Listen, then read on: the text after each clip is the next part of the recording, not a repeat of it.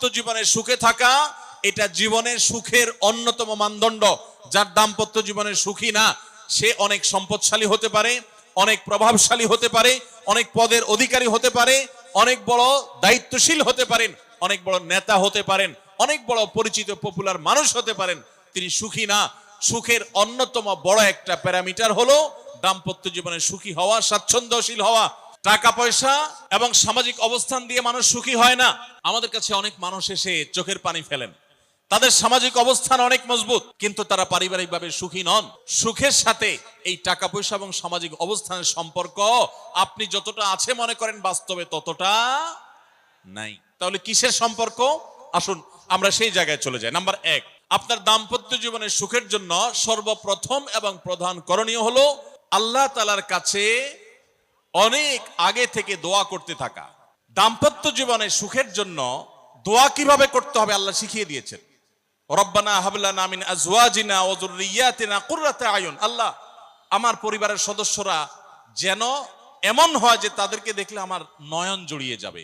ওয়াজআলনা লিল মুত্তাকিনা ইমামা, আর আমাদের সবাইকে, গোটা পরিবারকে আপনি মুত্তাকিদের ইমাম বানায় দেন, সৎ মানুষ বানায় দেন। কারণ সৎ যদি না হয়, আল্লাহভীরু যদি না হয়, তাহলে কখনো তাদের মাধ্যমে আপনি সুখ শান্তি পেতে পারেন না। তাহলে প্রথম করণীয় দাম্পত্য জীবনের সুখের জন্য, সুখী দাম্পত্যের জন্য আল্লাহর কাছে দোয়া করতে থাকা। সূরা ফুরকানের ৭৪ নম্বর আয়াত, এর পাশাপাশি আরো যত আয়াত আছে, অথবা সাধারণভাবে আপনি আল্লাহর কাছে, আল্লাহ আমি ভালো সঙ্গী যেন পাই সেজন্য দোয়া করতে থাকবো। আল্লাহ আমাদেরকে তৌফিক দান করুন। দাম্পত্য জীবনের সুখের জন্য দ্বিতীয় গুরুত্বপূর্ণ বিষয় হলো জীবন সঙ্গীর সঙ্গে নির্বাচন করার ক্ষেত্রে অন্য যাই থাকুক আর না থাকুক, ধার্মিকতা আছে কিনা এটা দেখতে হবে। এটা যদি দেখেন তাহলে সেক্ষেত্রে ইনশাআল্লাহ আপনি সুখী হবেন। এখানে মুশকিল হলো আজকাল মেয়েদের বোরকা পরলেই মনে করা হয় ধার্মিক, ছেলেরা নামাজ পড়তেছে মনে করা হয় ধার্মিক।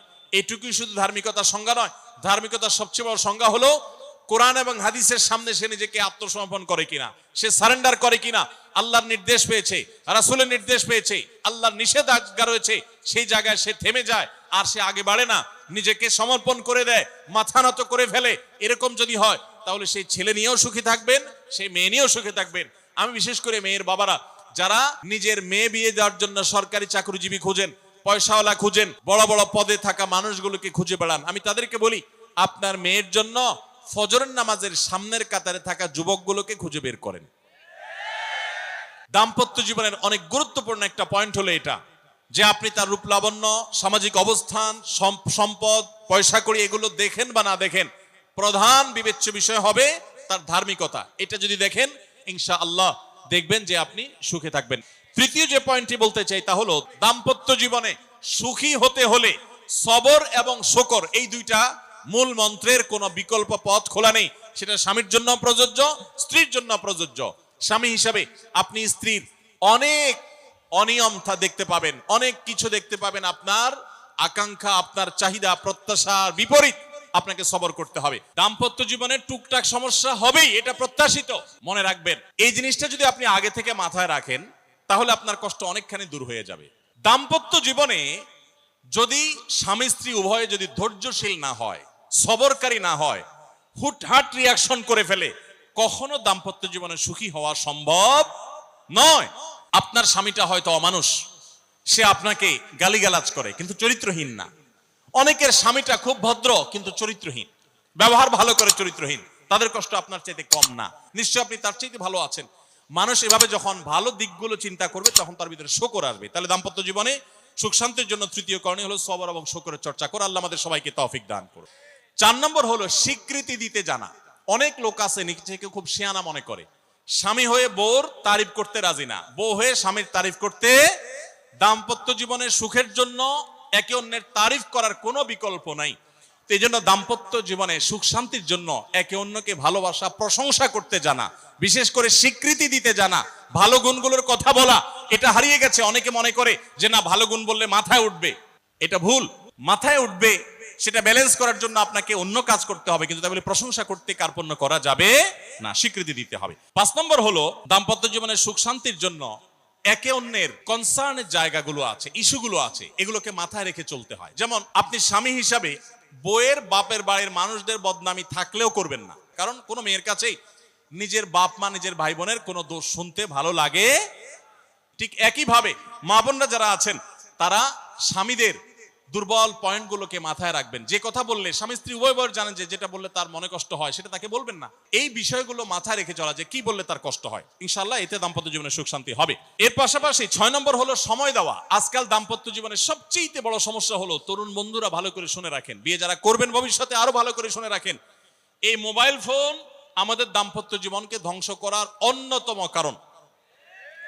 অতএব আল্লাহর ওয়াস্তে মোবাইলগুলোকে নিয়ন্ত্রণ করেন, মোবাইলগুলোকে নিয়ন্ত্রণ করেন। বাসায় ঢোকার আগে মোবাইলের গলা চেপে বন্ধ করেন, এরোপ্লেন মুড করেন, ফ্যামিলিকে একান্তে কিছু সময় দেন। যত অশান্তি এবং যত ঝগড়া, যত ভুল বোঝাবুঝি আমাদের ফ্যামিলিগুলোতে হয়, এর অন্যতম প্রধান কারণ হলো এই মোবাইল এডিকশন, মোবাইল আসক্তি। স্বামী বলেন স্ত্রী বলেন উভয় একান্তে স্বামী স্ত্রী বাসা বাড়িতে তো অবস্থান যতদিন করবেন, ব্যবসা বাণিজ্য কাজ কাম আল্লাহর হস্তে, এগুলো সব জমা রেখে তারপর স্বামী স্ত্রী এক অন্যকে সময় দিবেন, ইনশাআল্লাহ দাম্পত্য জীবনের সুখ শান্তি আসবে।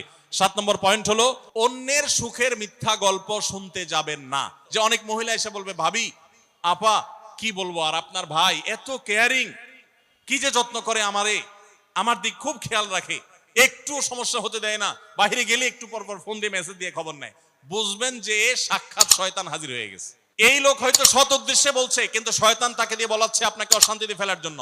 মনে রাখবেন, তাদের সংসারে এমন এমন অশান্তি হয় যেগুলো হয়তো আপনাদের হয় না, শুধুমাত্র শয়তান ওইগুলো আপনার সামনে হাজির করছে। খবরদার, ওইগুলো দেখে খুব সহজে একে অন্যের প্রতি জাজমেন্ট করতে যাবেন না। 8 নম্বর, ক্ষমা করতে শেখা। দেখুন, ক্ষমা করতে না পারলে দাম্পত্য জীবনে কেন কোন জীবনে আপনি কখনো সুখী হতে পারবেন না। আপনি যদি বলেন যে কতবার ক্ষমা করব, যতবার আপনি আল্লাহর কাছে ক্ষমা আশা করেন, আপনি আপনার স্ত্রীকে, আপনি আপনার স্বামীকে, আপনার জীবন সঙ্গীকে, যে কোনো মানুষকে ততবার ক্ষমা করবেন। আপনি জীবনে একই পাপ কতবার করেন, আল্লাহ মাফ করবেন আশা করেন না, তাহলে আপনার আল্লাহর বান্দাকে কেন আপনি ক্ষমা করবেন না? বিধায় ক্ষমা করা এটা শিখতে হবে। আল্লাহ তাআলা ক্ষমাশীল মানুষদেরকে ভালোবাসেন, বিধায় আমরা ক্ষমা করতে শিখবো ইনশাআল্লাহ। 9 নম্বর হলো শয়তান যে সমস্ত জায়গাতে ধোঁকা দেয়, এই জায়গাগুলোকে ক্লিয়ার রাখা। যেমন একটা পয়েন্ট বলি, স্বামী স্ত্রীর মধ্যে কিছু কিছু জিনিস প্রাইভেট থাকতে পারে। আপনার স্ত্রী আপনার শ্বশুর বাড়িতে ফোনে কথা বলেছে, কি বলেছে, আম্মা তোমার সাথে কি বলেছে, তোমার আব্বা কি বলেছে, তোমার ভাই কি বলেছে, ব্যক্তিগত বিষয়গুলো খুব বেশি খোঁচাখুচি করে জানতে যাবেন না।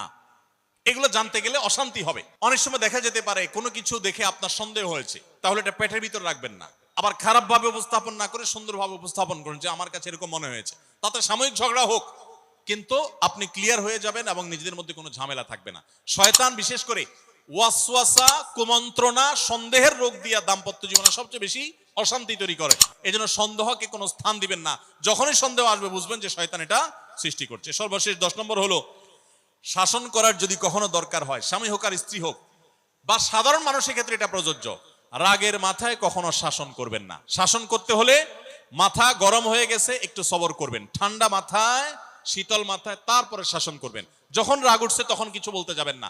আপনার রাগ উঠছে আজকে, আপনি নিয়ত করেন আগামী 24 ঘন্টা পর এটার আমি বিচার করব, একটা বিহিত করব, এটার আমি কিছু একটা করে ছাড়বো। 24 ঘন্টা টাইম নেন, ইনশাআল্লাহ আপনি নিশ্চিত থাকেন 24 ঘন্টা পর যদি আপনি এটা নিয়ে বসেন, তাহলে আপনার এই বসাটা অনেক বেশি হবে ন্যায়সঙ্গত। এটাতে কোনো প্রকার সীমালঙ্ঘন থাকবে না, রাগের চোটে অন্যায় আচরণ হবে না, জুলুম হবে না, বাড়াবাড়ি হবে না, যথাযথ শাসন হবে। এই জন্য ভাইরা, রাগ যখন হয় ওই টাইমটাতে ঝগড়াঝাটি করতে হয় না। আল্লাহ তাআলা আমাদের সবাইকে সুখী দাম্পত্য জীবন নসিব করুন, বলুন আমিন।